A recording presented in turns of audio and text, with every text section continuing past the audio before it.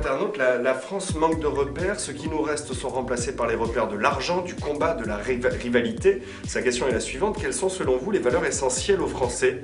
Et il vous demande quelles sont les valeurs fondatrices du MoDem autour desquelles vous pensez rassembler et construire cette alternative politique. Les valeurs essentielles de la République, elles sont énoncées, liberté, égalité, fraternité, les trois ensemble, et même l'une conduisant à l'autre, comme je vous l'ai expliqué dans une nuance qui est pas souvent faite.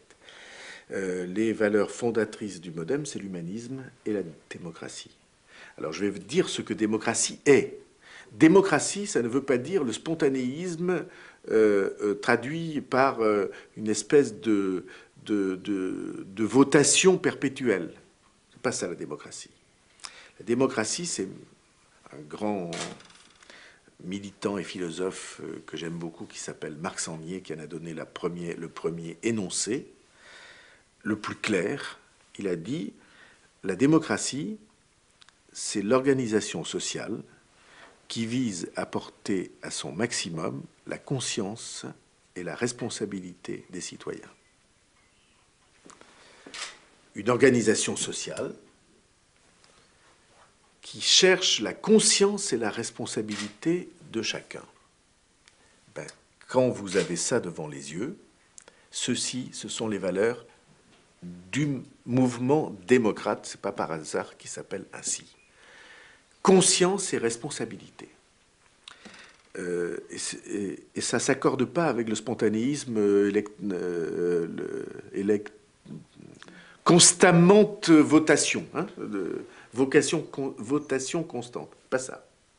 Ça ne veut pas dire que vous tournez par un vote vers tout le monde à chaque instant. Pas ça. C'est conscience et responsabilité. C'est pourquoi on a fait l'université populaire, dont Jean-Pierre Rioux assume la direction, et où on a fait 2 événements vraiment très importants, avec la présence de grands penseurs,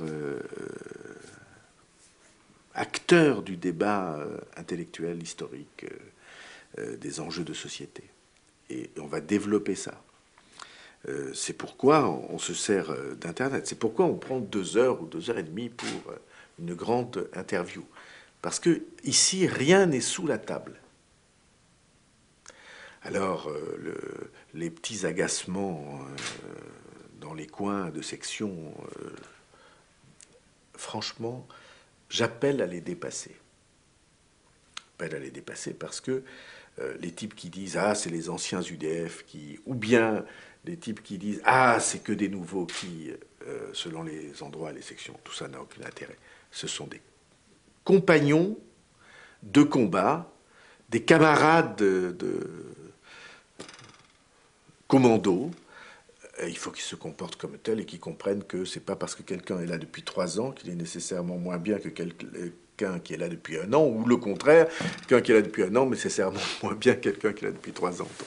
Donc certains demandaient justement quand est-ce que vous allez tenir vos bases, laissant entendre qu'elles ne seraient pas tenues. Vous vous réjouissez plutôt de cette liberté, c'est ça, contrario. Elles sont parfaitement tenues.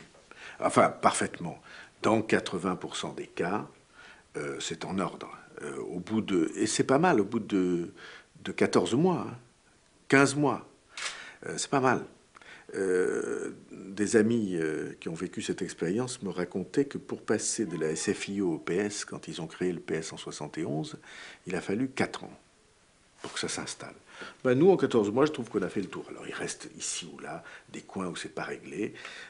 J'appelle d'ailleurs qu'on me bombarde pas de mails pour dénoncer le voisin. Ça m'agace. Quand je vois qu'il y a une campagne de mails, je les ouvre plus. Je dis ça à la caméra pour tous ceux qui vont orchestrer ça. Quand je vois que c'est une campagne, j'ouvre plus.